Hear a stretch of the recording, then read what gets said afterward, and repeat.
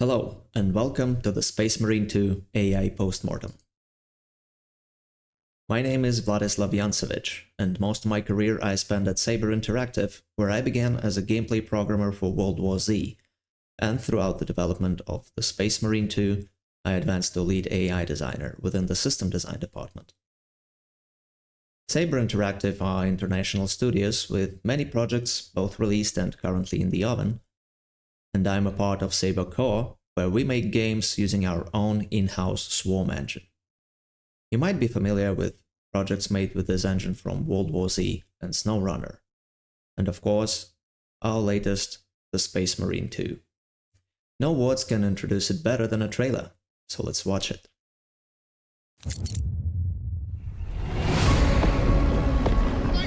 We've got more incoming from the east!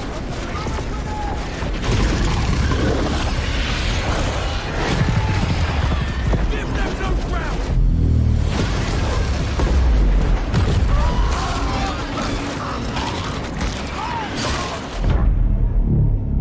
Angels! We're saved! Brothers, we fight! For Ultima! We will cover your approach! Victory or death!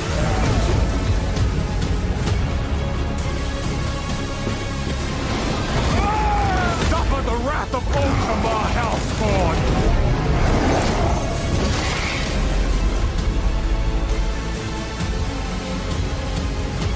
In his name I will fight!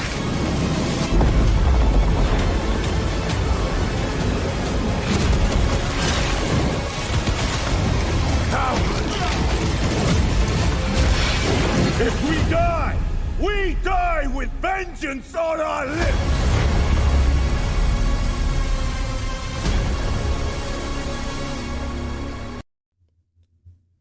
Now, the trailer is a lot to take in, but no worries, we'll break down things relevant to the talk. First, I'll introduce you to the game vision. Then, we'll talk about core systems and tools we use to implement our designs. And lastly, we'll talk about the design itself. Our game is based on three major pillars. The game is about melee range, power through combat, within handcrafted and procedural encounters against deadly adversaries. The main pillar of the game is law-accurate Space Marine combat. Space Marines are those surgically built super soldiers. They're agile and reactive, despite being literal living tanks.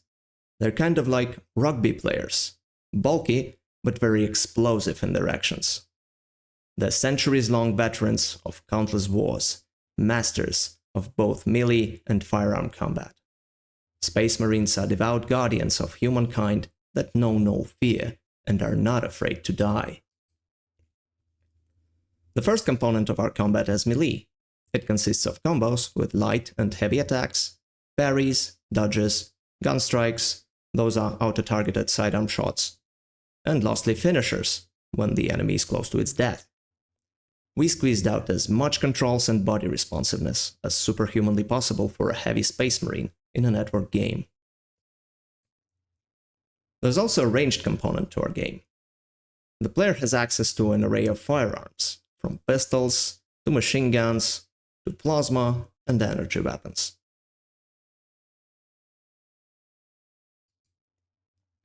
And the combat revolves around constantly switching between those two playstyles. We aim to push the player into using their arsenal and switch playstyles with AI enemies. And this "they know no fear" has converted into a power through combat subpillar. Power through combat is about diving straight into the enemy horde, ripping, tearing, bathing in blood, standing ground, and surviving. To make it possible, we implemented health and armor management system that rewards aggression by restoring armor with finishers and skill check kills, and allowing the player to undo their mistakes by recovering recently lost health with effectively dealing damage, kind of like in Bloodborne. On the AI part, we also came up with a set of solutions that rewards aggressive playstyle and punishes cowardice. Those will be discussed later in the talk. Player's combat happens within encounters. Space Marine 2 has two types of those. It has a story campaign, where encounters are handcrafted, and AI is partially scripted to follow the level scenario, to create this kind of cinematic blockbuster feel. But there's also a replayable PvE mode, where encounters are procedurally generated with enemy spawn director. It draws out pacing curve for each encounter and throughout the level. It adapts to player stress, tweaking the experience on the go, and it generates varying but cohesive enemy compositions. This requires our AI to be able to handle all sorts of scenarios and environments. The encounters consist of deadly adversaries. Being a Space Marine is overcoming impossible odds, facing deadliest enemies of mankind. And sophisticated AI characters are almost as important pillar of our game as the player combat is. They're a crucial component that brings meaning to all actions and decisions available to the player.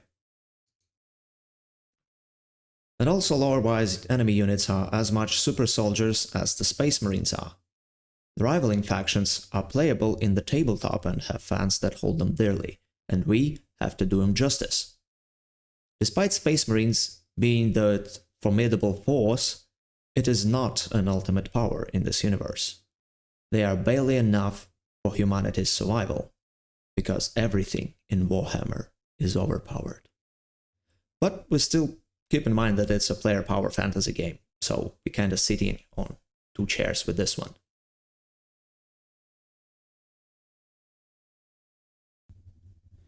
Now, how do we make AI characters that are on par with player super soldiers? Well, their body needs to be as responsive as the players. To use it, they need sharp decision making. Space Marine 2 is a multiplayer game with massive battlegrounds, featuring allied NPCs among other things. Therefore, we need to distribute characters' aggro in a sophisticated way. And lastly, to make one versus army combat possible, enemy's threat towards the player needs to be properly managed. For responsive body, we needed a system that supports parallel actions, supports actions responsively flowing into each other, and allowing us to effortlessly solve any conflicts between the actions. We came up with a command system. The command system is responsible for centralized execution and management of all actions performed by a character. The command itself is an encapsulated character action. It has lifetime. At the end of it, it can succeed or fail, and it runs the code that performs the action. AI brain or input generates a command and sends it to a command processor. The command processor keeps track of actively executed commands and runs command filters. Command filters are a set of rules that can be pretty much anything. For example, command A forbids command B, so if the command A gets executed, the command B gets interrupted. There are also more complex rules. For example, the command B forbids command A, but only in the first half of its execution. Meaning that if the command B has just started executing, the command A will bounce off the command processor and fail even before starting the execution. Now let's take a look at how it operates in the game. Tyranid Warrior processes block in parallel to moving, sprinting, rotating.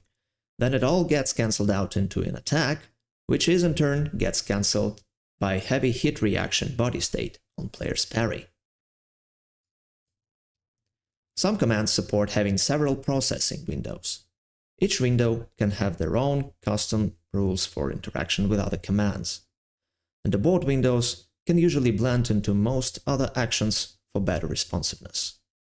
For example, a melee attack has before combo proceed window that forbids almost everything. On combo proceed window, we can order a new melee command that will proceed to the next strike in a combo sequence.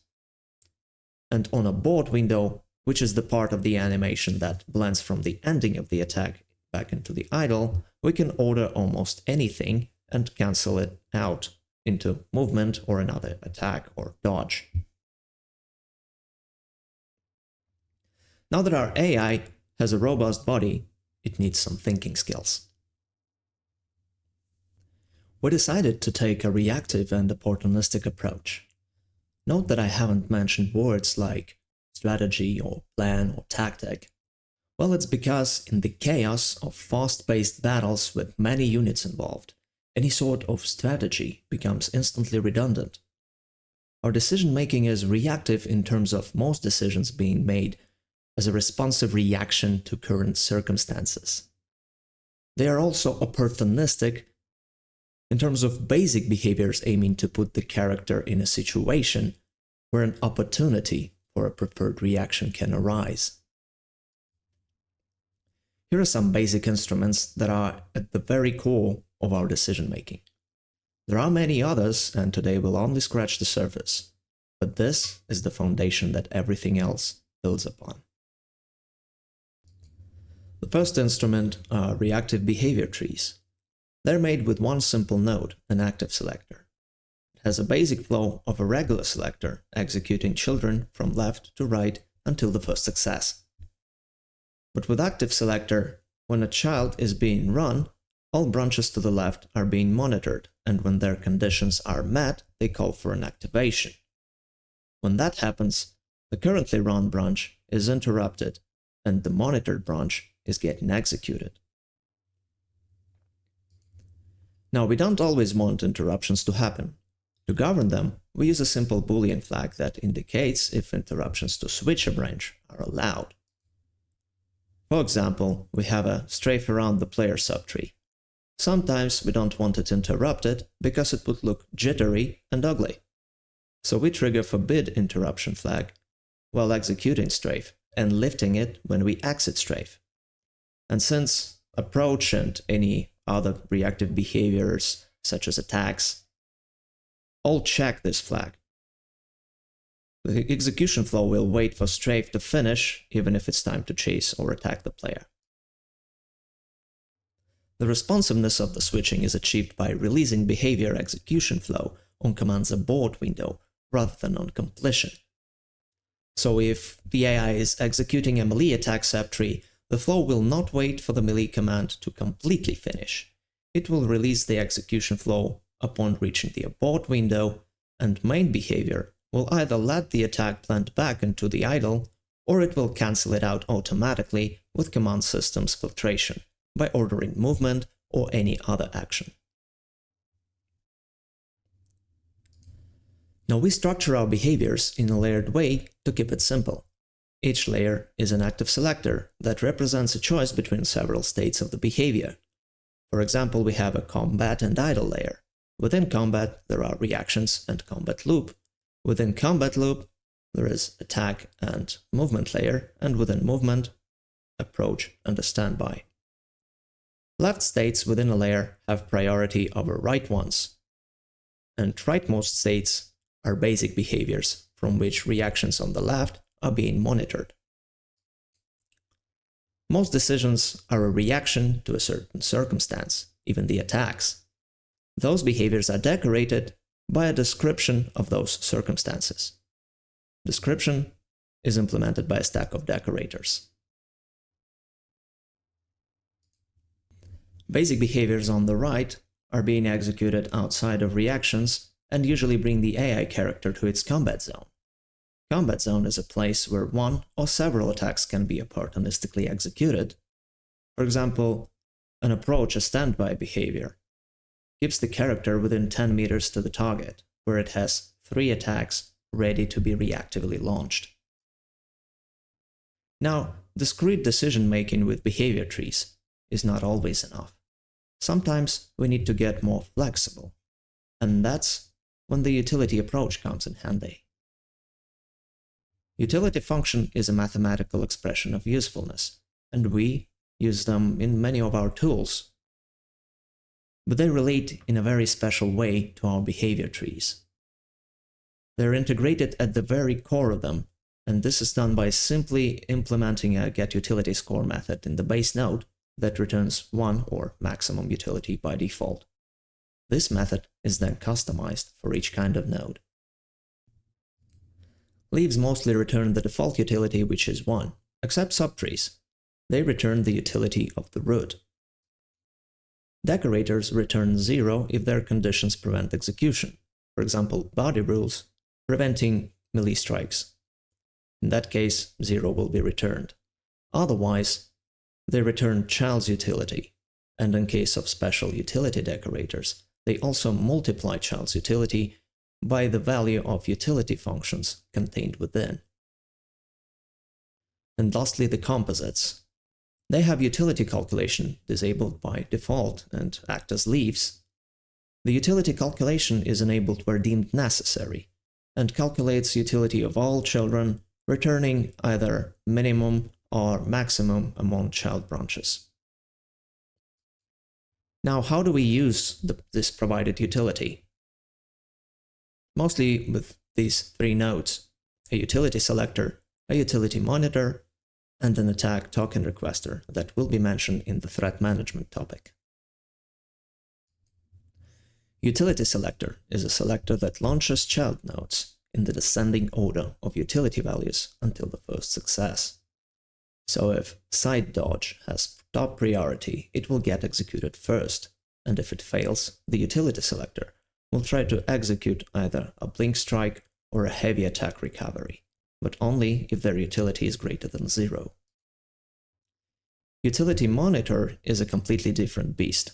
It is a decorator that calls active selector activation whenever its child utility is greater than 0. It has nothing to do with the utility approach itself, it's more of a convenience pattern. How so? Well, it gives us the ability to recursively check tree branches for execution availability. Let's imagine a combat loop is being executed. Monitored reactions subtree will check if any one of the reactions needs to be triggered, and as soon as conditions for either a stun lock, or melee reaction, or a ranged reaction are met, the utility on top will get greater than 0, and reaction subtree will get activated. And lastly, the little but important helper, the knowledge. Knowledge is a system that acts as a short-term memory of the events on the battleground. It stores and processes knowledge about the world. For example, it tracks history of damage received by the character. Knowledge also serves as an optimization pattern, by caching heavy calculations such as pacing data, or whether the current geometric environment allows for a melee attack. Overall, those basic instruments keep complexity down by using discrete behavior layers. They give us room for non-discrete flexibility of the utility approach, where we need it and nowhere else, avoiding any unnecessary cognitive load. It simplifies structuring and reusability of behavior subtrees through recursive utility calculation. Knowledge allows us to make decisions based on recent memory of the events on the battleground, while keeping performance in check by asynchronously processing heavy calculations and caching them, allowing the AI to operate on a slightly stale data. Now that we have sharp thinkers with flexible body, we need to distribute their attention properly. We wanted a quality, even distribution of power level between actors on the battlefield, but we also wanted it to be fast and on point, so we made several layers of enemy selection. 2 of them are passive and reactive. Passive evaluates potential targets every several seconds with a utility function, and chooses the best with a controlled bias towards the players, because they are the ones who should have all the fun. It is good for strategic distribution between players and allied NPCs, but it is atrociously bad for reactivity. That's when the reactive layer comes to the rescue. Here, the Tyranid warrior attacks my bot companion and I shooting it on the side. Warrior switches to me and executes a retaliation attack. The bot keeps giving it friendly pats on the back, so the warrior switches back to attacking them. Even though the enemies are distributed, There are so many of them that 1 versus army scenario is very common.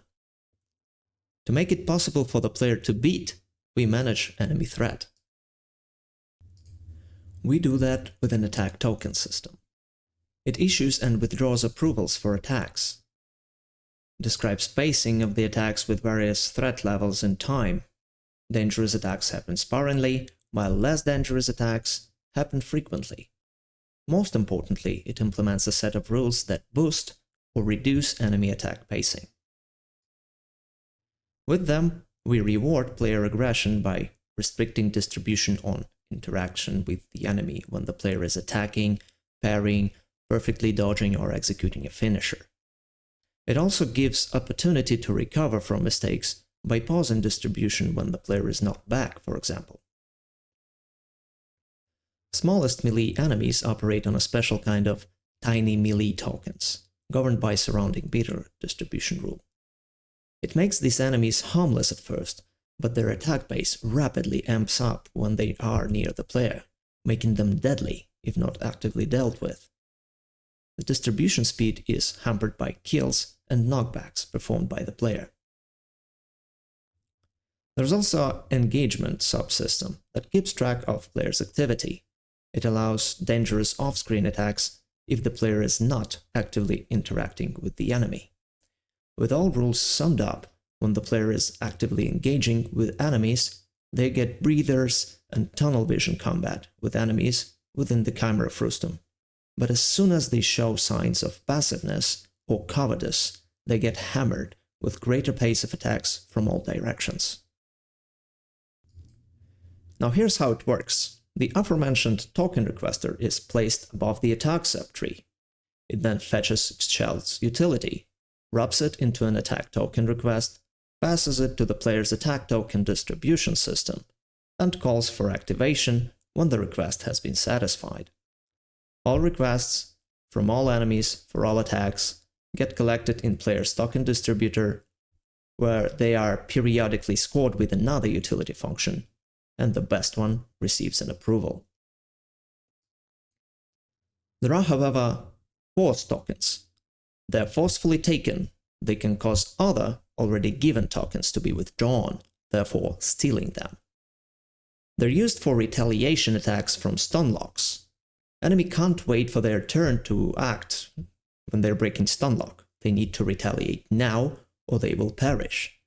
Besides, it's rather safe to take token to retaliate because we know the player has 100% of attention to the target they are currently attacking. It is also used by specials and bosses because we wanted them to be a relentlessly aggressive threat. Melee Terminator will run half across the map and dive straight into the player's face without strafing around. For ranged units, we deemed token system insufficient, because it would be artificial and detrimental to warfeel if ranged units would shoot rally and just stand there taking turns. We cranked up their attack base to a spot where it's believable, but complemented the token system with the accuracy system. It allows AI to miss in a believable manner and has a set of rules that reduce accuracy when the target is actively moving or engaging in melee combat.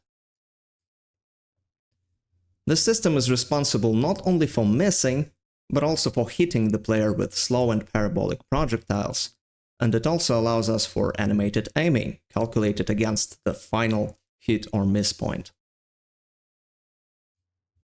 Congratulations everyone, you've made it past the densest part of the talk. Now let's breathe out and get acquainted with the design philosophy that we adopted during the development. We'll talk about two types of power fantasy: manipulating players' verbs usage to push a certain playstyle and how it led us to the player gameplay graph design approach. Lastly, we'll reduce the content burnout speed with enemy subarchetypes. The term power fantasy is quite common in game development. For me, however, there are two subtypes of it. A power fantasy of the character, when the player feels powerful because they're building a strong character. There is another one I call competence fantasy. That is about feeling powerful when you get good as the player. A good example of it would be games like FromSoft's Sekiro. In Space Marine 2, we created a wide variety of archetypes to cover the whole spectrum of those two fantasies. Fodder enemies convey power fantasy. They act as meat punching bags, dying in hundreds from the Space Marine's attacks. That is, as long as the player is aggressive, of course. Passive players will get eaten alive.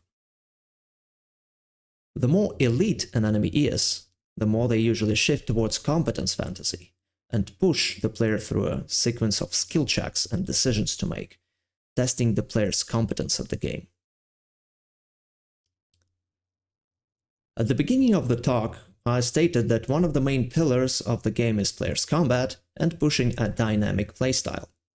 We do it by manipulating the verbs that enable success against a specific enemy. Some enemies discourage certain players' verbs to promote the use of others. For example, zoanthropes can't be attacked with melee because they're up in the air, and they push ranged combat. Bulwark players, I'm sorry, it is what it is.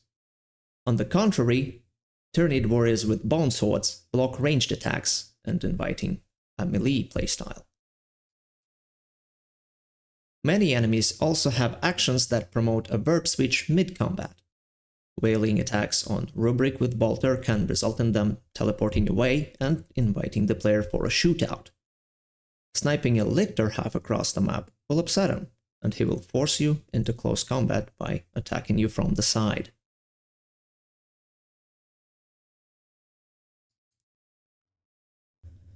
This verb manipulation brought us to the much deeper player gameplay graph design philosophy.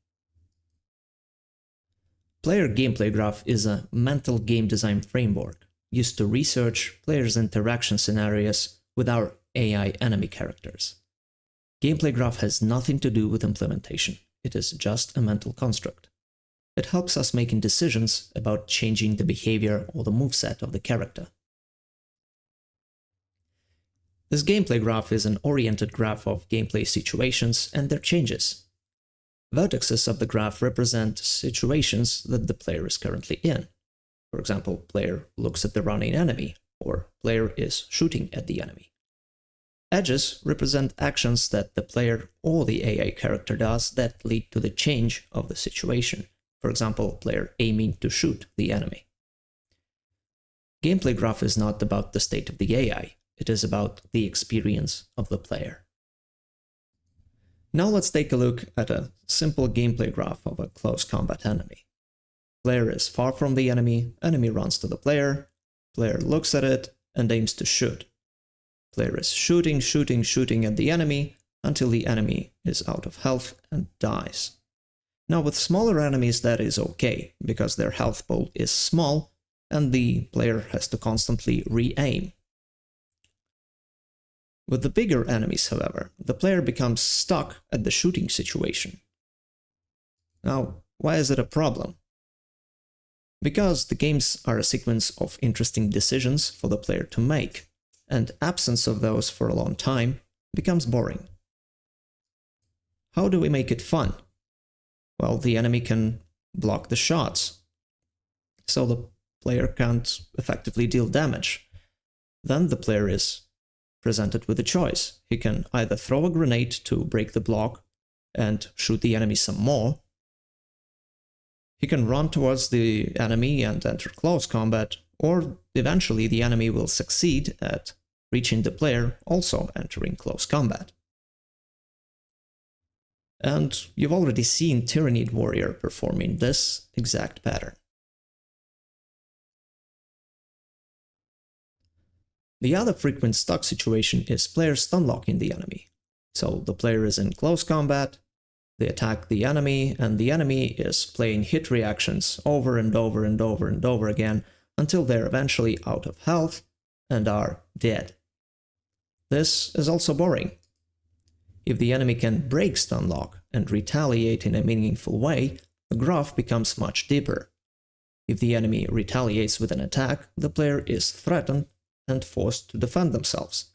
If the enemy breaks distance, they can't attack with melee attacks any longer, forcing the player to make a new choice. Here's how it works on a Tyrannid Warrior. It breaks stunlock into block. The player breaks the block with a heavy attack, sending the warrior back into the stun lock.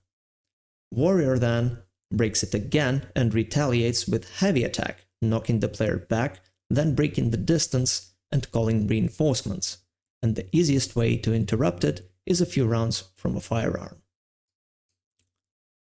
Now we can combine two previous pieces of graph to get more of a full picture, and then add analysis of all sorts of other scenarios. And we'll go absolutely nuts very quickly. The graph becomes overcomplicated and absolutely incomprehensible. This approach is only good for studying specific situations. Now, what are the qualities of a good gameplay graph? Good gameplay graph is first and foremost cyclic. It is aimed to take the player through several different situations, no matter the entry point. So if the player is at mid-range, enemy can do a jump attack, making him enter the close combat. The enemy can then do a distance break attack, eventually putting the player back at the mid-range distance and closing the loop. Good enemy moveset is cohesive and it supports the naturally emerging cycles in the graph. In that sense, the jump attack complements the distance break attack because they lead into each other. Having same cycle repeated over and over again also gets repetitive, so a good gameplay graph also has several cycles and randomizes the player's path in each vertex. The more loops, the bigger the enemy's time to kill is. For example, a variation of a Tyrannid warrior makes a jump attack into a distance break attack, then back into a jump attack, and after a stun lock, its stun lock breaks into a light attack before another distance break attack. This particular example is a small difference, but it greatly helps with breaking the tempo and keeping the player anticipate the next action made by the enemy. Now to sum it up, the gameplay graph is a mental instrument to work through the player experience. We don't work with a full graph, but with certain scenarios. We try to find where in the graph the player can get stuck, and stucking in the same cycle counts. When we find such a place, we fix it by changing the behavior and or the moveset. The gameplay graph has to create cycles of different situations for the player to experience, and good moveset's actions are designed to naturally flow into each other, supporting the ability of creating cycles in the graph. Now, gameplay graph is just a mental construct, although we implement AI in a way that pushes the player into living through that graph. Behavior trees are acyclic by nature, but we achieve gameplay cycles with a correct setup of conditions, cooldowns, and dynamic utility priorities, thereby converting the player POV into the character behavior. And lastly, what's better than a good gameplay graph? Well, two good gameplay graphs.